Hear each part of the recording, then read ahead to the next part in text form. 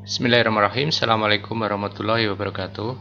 Alhamdulillahirrabbilalamin. Wassalatu wassalamu asrofil anbiya'i wa mursalin wa ala alihi wa sahbihi ajmain amma ba'du. Alhamdulillah kita bisa bertemu di kuliah online lagi. Dan hari ini saya akan membahas tentang pemrograman R untuk statistika data.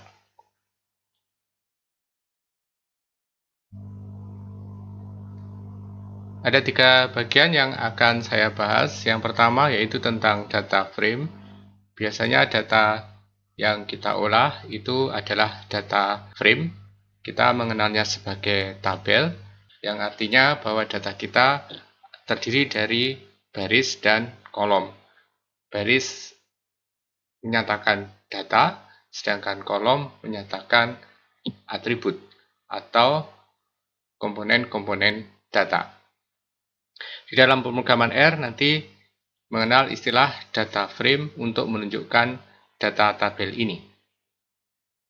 Kemudian yang kedua kita akan membahas tentang import data.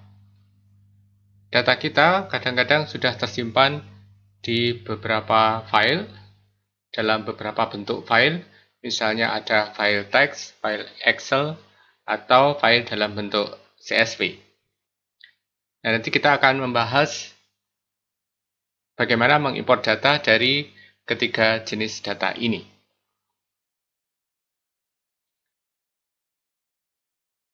Kemudian yang ketiga kita akan membahas tentang statistika di pemrograman R, terutama tentang bagaimana ukuran pusat, bagaimana ukuran letak, dispersi, dan distribusi frekuensi.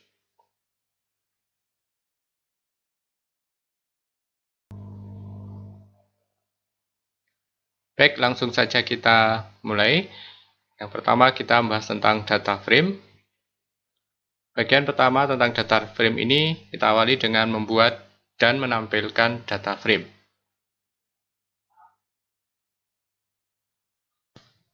Contoh dari data frame sudah saya buatkan di sini. Yang namanya adalah data kakak. Nah, ini adalah data dummy tentang kakak, kepala keluarga. Nah, ini adalah data dummy yang sudah saya buat berupa data frame, yaitu tentang kepala keluarga.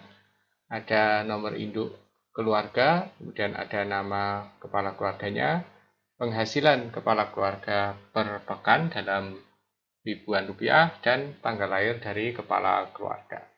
Nah, dari data ini saya punya 5 baris yang menyatakan 5 data, 5 kepala keluarga. Kemudian ada 4 kolom, ya, kolom pertama tentang NIK, kolom kedua tentang nama kepala keluarganya, kemudian penghasilan dan tanggal lahir. Ini yang dimaksud dengan data frame. Nah, bagaimana membuat data frame? Gampang, ya. Misalkan saya akan membuat sebuah data frame, kemudian saya simpan di sebuah variabel, misalnya data mahasiswa. Saya akan membuat data mahasiswa. Caranya adalah dengan memanggil fungsi data.frame. Kemudian data.frame. Kemudian kita isikan kolom dan nilai-nilainya. Jadi setiap kolom dan nilai-nilainya kita tuliskan di fungsi ini, ya, sebagai parameter fungsi ini. Misalnya saya punya kolom nomor mahasiswa, berarti saya tuliskan nomor mahasiswa, misalnya saya beri nama kolomnya dengan NOMHS, nomor mahasiswa. Kemudian kita isikan nomor mahasiswa, ya, nomor mahasiswa yang ada di data kita.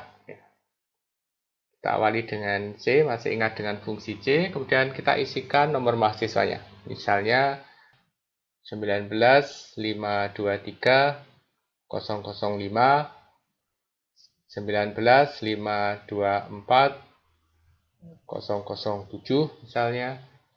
Saya punya nomor mahasiswa 19.523.101 misalnya. Misalkan data kita hanya 3.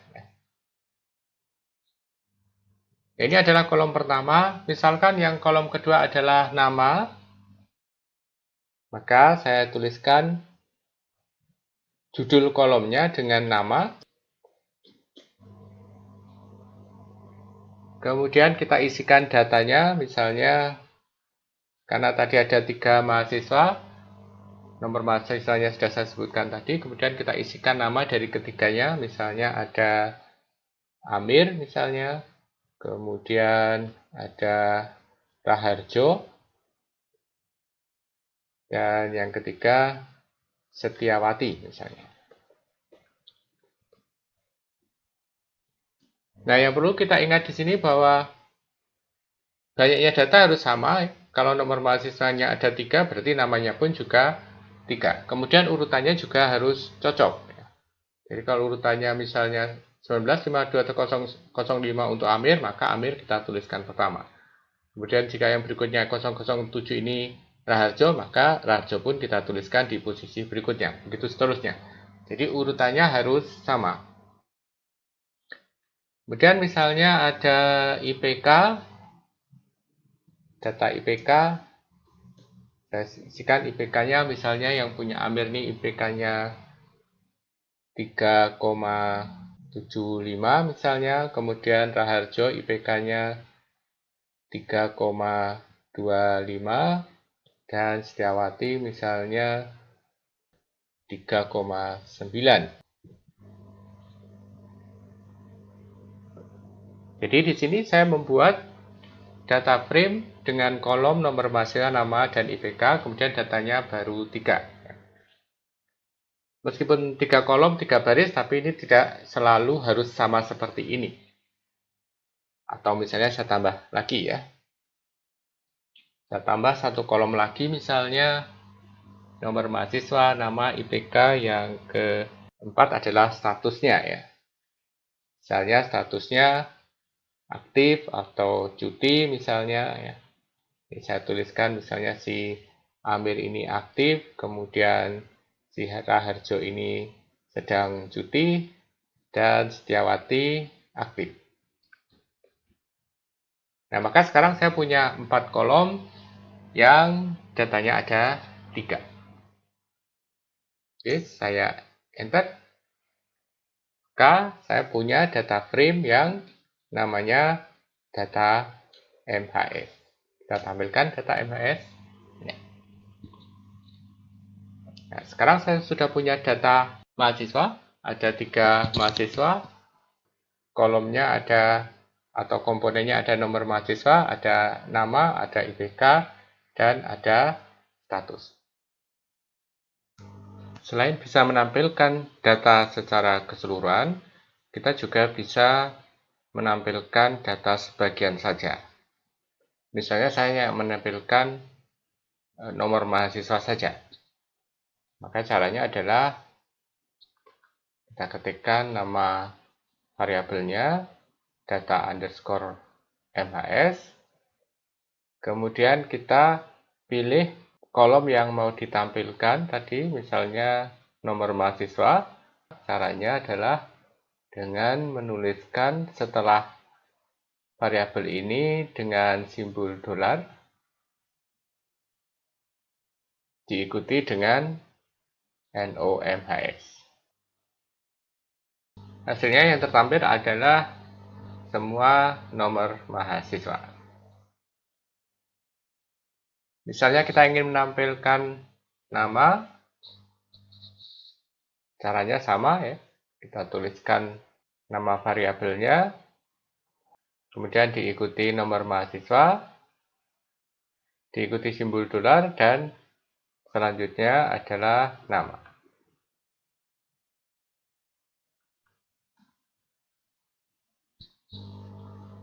Ya, Amir, Raharjo, Setiawati.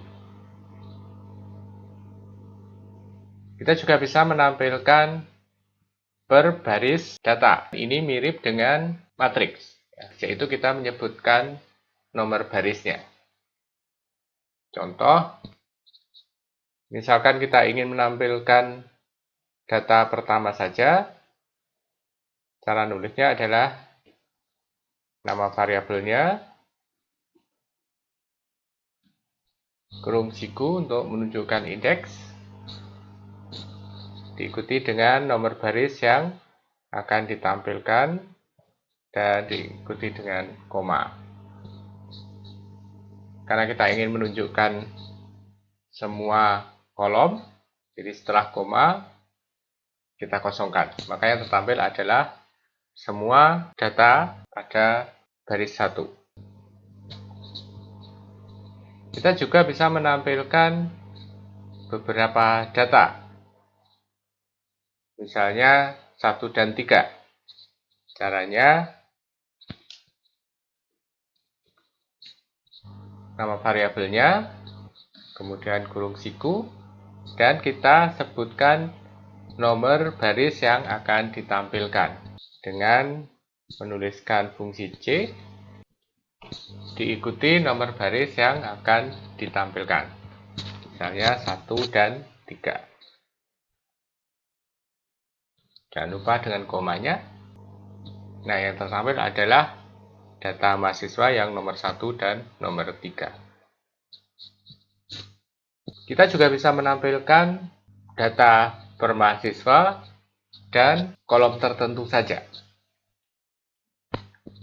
Dan di sini benar-benar data frame itu seperti matriks. Jadi kita menyebutkan baris untuk mahasiswa yang mana, kemudian kita menyebutkan kolom bagian data yang akan ditampilkan. Dan kita merujuk kolom ini dengan indeks. Misalnya yang akan kita tampilkan adalah nama dan IPK. Maka caranya kita tuliskan lagi variabelnya, kurung siku untuk menunjukkan indeks mana yang akan ditampilkan. Yang kita tampilkan adalah data 1 dan 3. Kolomnya adalah nama dan IPK. Nama dan IPK berada di kolom 2 dan 3. Saya tuliskan C, 2, 3. Nanti yang akan tertampil adalah data 1 dan 3, dan khusus untuk nama dan IPK.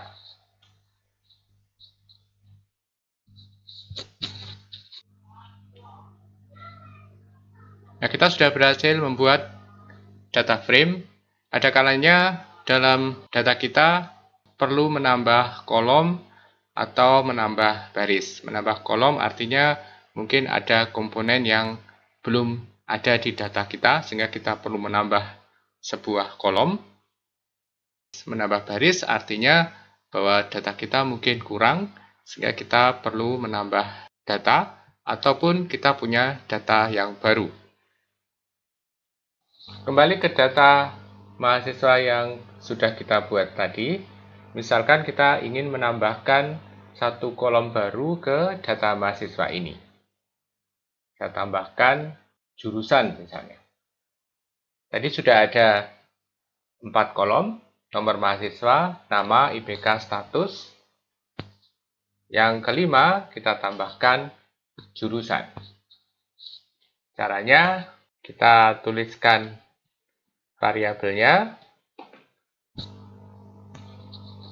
dan diikuti dengan nama kolom yang akan kita tambahkan. Dipisahkan dengan dolar. Misalkan namanya adalah jurusan. Seperti ini. Selanjutnya, kita isikan data untuk jurusan ini. Banyaknya data jurusan ini harus sama dengan banyaknya data yang sudah ada di data mahasiswa. Di contoh kita tadi, sudah ada 3 mahasiswa. Jadi, yang kita tambahkan juga 3. Dan ini sesuai dengan jurusan dari setiap data yang sudah ada tadi. Cara penambahnya seperti saat membuat. Jadi jurusan saya isi dengan mahasiswa 1 misalnya informatika, kodenya TIF. Mahasiswa kedua teknik industri, TIN. Dan mahasiswa ketiga juga teknik informatika, TIN. Kita lihat hasilnya.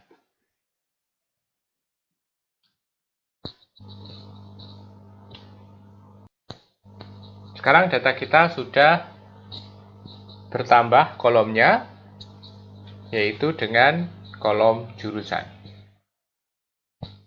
Cara yang sama bisa kita lakukan seandainya mau menambahkan kolom-kolom yang lain.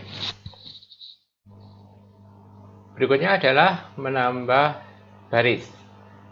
Misalkan kita ingin menambah data dari data yang sudah ada. Di data mahasiswa kita tadi kita sudah punya 3 data.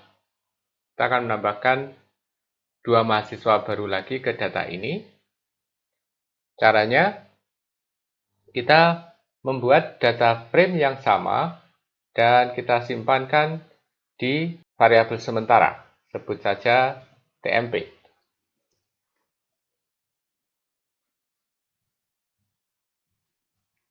Kita buat data frame yang sama, artinya isinya juga sama. Maksud saya kolomnya harus sama.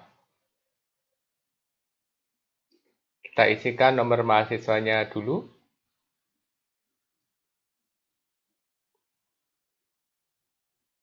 Misalnya 19.525.025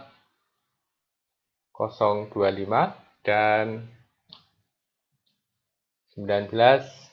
522.075.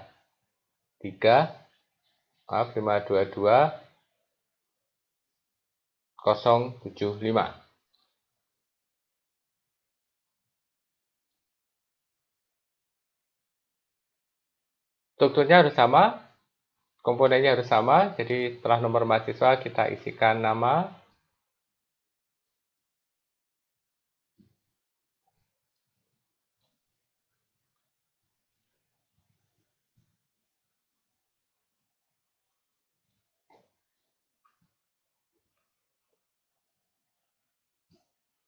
selanjutnya kita isikan IPK,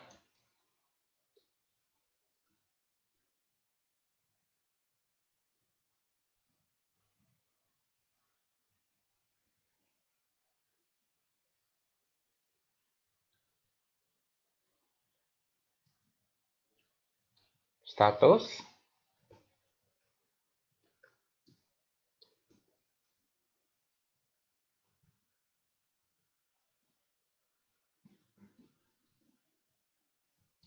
dan jurusan.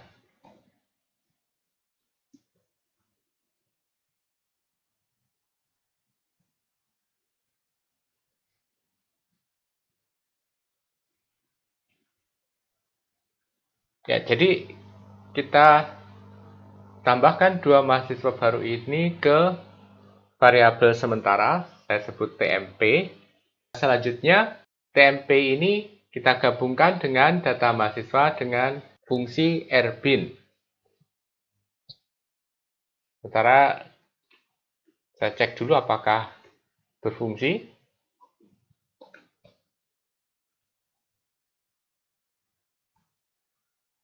Ya, berfungsi ya. Jadi bertambah data kita dengan 2 mahasiswa baru. Ini hanya ditampilkan saja.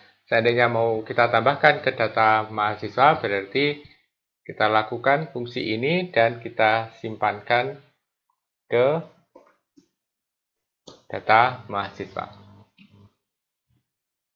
Kita lihat data mahasiswa yang baru. Ya, sekarang data kita sudah bertambah 2 menjadi 5.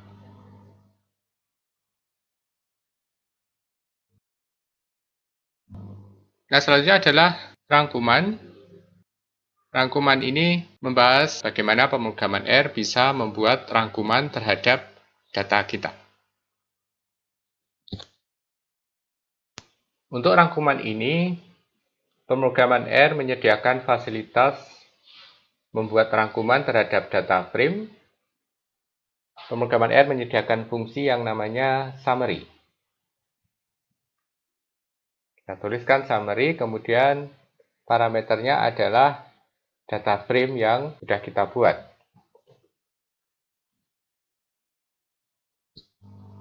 Hasilnya seperti ini. R akan menampilkan rangkuman terhadap data frame kita. Untuk data yang bertipe numerik, R akan menampilkan data statistik. Dari 5 komponen data mahasiswa, hanya satu yang bertipe numerik, yaitu IPK. Kita lihat di IPK, pemrograman R menampilkan tentang beberapa hal, yaitu nilai minimum, kuartil pertama, median, min, kuartil ketiga, dan nilai maksimum. Untuk data yang berupa karakter atau string, summary ini akan menampilkan frekuensi dari setiap nilai. Misalnya di status, didapatkan informasi tentang kemunculan atau frekuensi aktif ada 3, frekuensi cuti ada 2.